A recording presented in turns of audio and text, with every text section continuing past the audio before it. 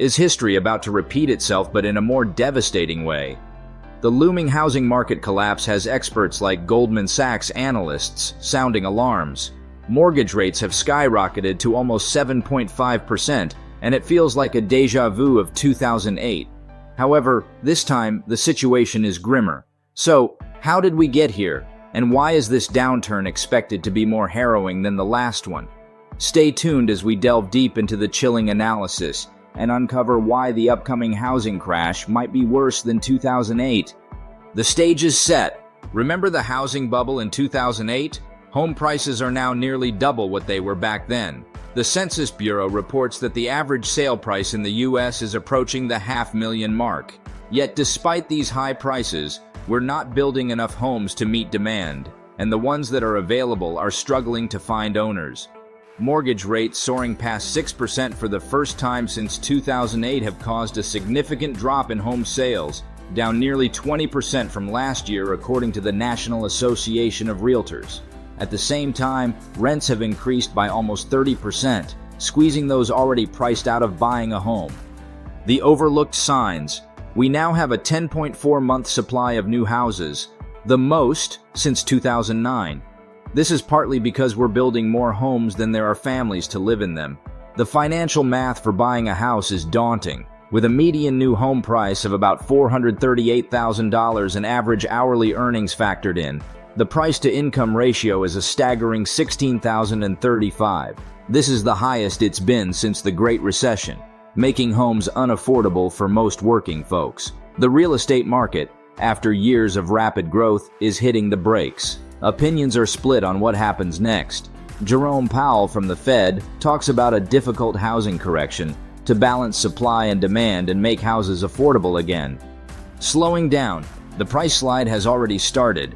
The S&P CoreLogic Case-Shiller Index, a key measure of house prices in big cities, increased by only 15.8% in July, a drop in growth. Zillow's numbers also show a dip for the first time in a decade, indicating a sharp U-turn in housing growth. Cities like Seattle, San Francisco, and San Diego have seen home values drop between 4% to 5% just in July. Why is the market wobbling? For one, there are a lot more for sale signs appearing.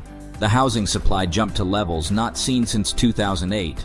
This surge might be due to homeowners trying to get ahead of potential drops in property value or simply needing to sell. Expert opinions. Experts are divided. Mark Zandi from Moody's predicts a 0% to 5% price correction within a year, assuming the economy doesn't fall into a full-blown recession. This wouldn't be a crash like 2008, but a significant correction. Aaron Brown, formerly of AQR Capital Management, sees a potential crash if rising home prices and mortgage rates continue, a classic bubble scenario. However, he believes rising rents might prevent home prices from tanking, although rents have recently dipped for the first time in nearly 2 years. Roger Ashworth from Goldman Sachs believes we're on firmer ground now, but acknowledges that affordability is a major issue. Goldman Sachs isn't predicting a nationwide crash, but is warning certain cities like San Jose, Austin, Phoenix, and San Diego to brace for impact due to overheated markets. The bank also suggests that interest rates, already high, could climb further, possibly reaching 6.5% for a 30-year fixed mortgage by the end of 2023. The case of Austin. In 2021, Austin was the hottest U.S. real estate market, but by 2023, it cooled dramatically, dropping to the 30th spot. Homes in Austin now stay on the market for an average of 68 days, the longest among major metros. Local realtors argue that demand is still strong, but the data tells a different story. Future predictions. Goldman Sachs forecasts that cities like New York and Chicago might see minor price dips, under 2%, while cities like Baltimore and Miami could see price increases. However, cities with prices detached from fundamentals might see drops over 25%, such as San Jose and Phoenix. Despite these predictions, the slide in prices is expected to be gentle enough to avoid a widespread mortgage meltdown or foreclosure frenzy. Affordability crisis. The current market is tougher for buyers than it was before the 2008 crash.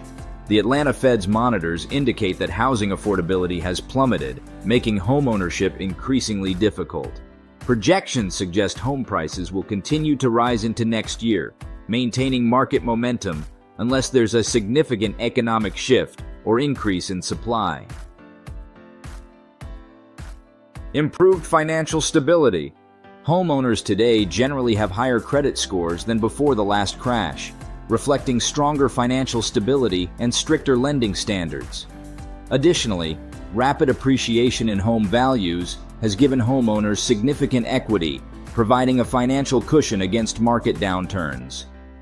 This equity buildup means that even if prices fall, most homeowners won't immediately find themselves in negative equity, a significant issue during the Great Recession. Persistent housing shortage. Unlike 2008, today's high home prices stem from a persistent shortage of available housing rather than risky mortgage products. Factors contributing to this shortage include regulatory hurdles, rising material costs, and a labor shortage. The pandemic also caused many to reevaluate their housing needs, with an exodus from urban centers to suburban homes. The millennial generation, now at peak home buying age, further intensifies demand. Standoff in the market. The low interest rate environment of the past decade allowed many homeowners to refinance at low rates, reducing the incentive to sell and tightening inventory. The recent hike in rates is deterring new buyers due to higher borrowing costs. This standoff between sellers holding out for high prices and buyers waiting for prices to drop has created a unique market dynamic, the equity buffer. The reduction in leverage means homeowners have more equity in their homes compared to the years leading up to 2008.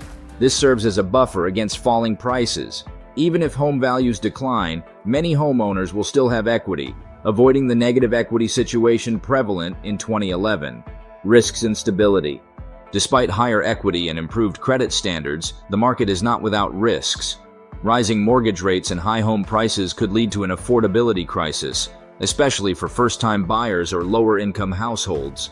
Goldman Sachs predicts home prices will continue to rise, putting home ownership out of reach for many, while others benefit from increased equity. Today's housing market is a complex mix of high equity, low delinquency rates, and unaffordable prices for many. Better lending practices and financial stability among homeowners mean we're not on the edge of a cliff like in 2008. However, the affordability crisis remains a significant challenge. The hope is for the market to find a balance that works for everyone. Understanding wealth is not merely about the amount of money, but the mindset, education, and choices made daily. Financial intelligence differentiates the rich from the poor. Even millionaires and billionaires can lose it all due to poor financial decisions. So, as we navigate these uncertain times, remember that smart financial choices are crucial. If you found this video helpful, please like, share, and subscribe for more insights into the financial world. Thanks for watching, and until next time, stay informed, stay prepared, and make wise decisions.